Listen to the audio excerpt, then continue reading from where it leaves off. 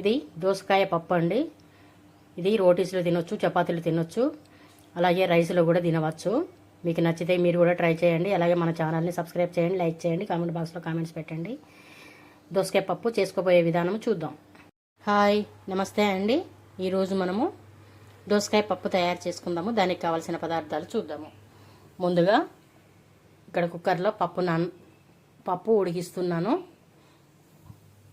అలాగే దోసకాయలు 1/2 కిలో తీసుకున్నాను.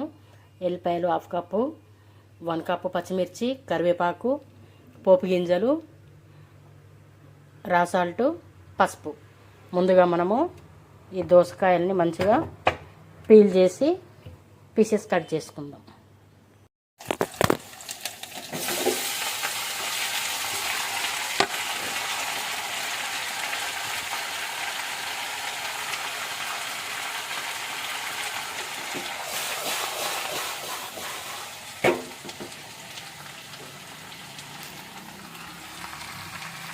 ఇలా వేసి మంచిగా కలియ పెట్టాము కదా. ఇప్పుడు ఈ రా సాల్ట్, పసుపు కూడా వేసేద్దాము. వేసి ఇలాగ మంచిగా కలియ పెట్టేసినట్టు చేసి మూత పెట్టించుకొని ఒక 10 నిమిషాలు మంచిగా మగ్గించుకుందాము. ఒకసారి మూత తీసి చూద్దాము దోసకాయలు మగ్గినా లేదు. వావ్, 70% మగ్గినాయి కదా. ఇప్పుడు ఒక మిక్సీ జార్ తీసుకొని పచ్చిమిర్చి వేసి కచ్చపచ్చగా నూరి పప్పులో వేద్దాము, దోసకాయలో వేద్దాం.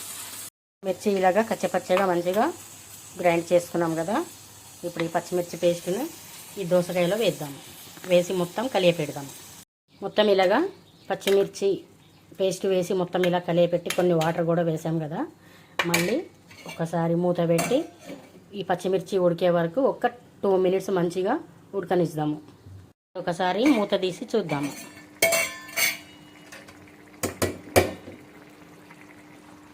వావ్, దోసకాయ మంచిగా ఉడికిపోయింది కదా.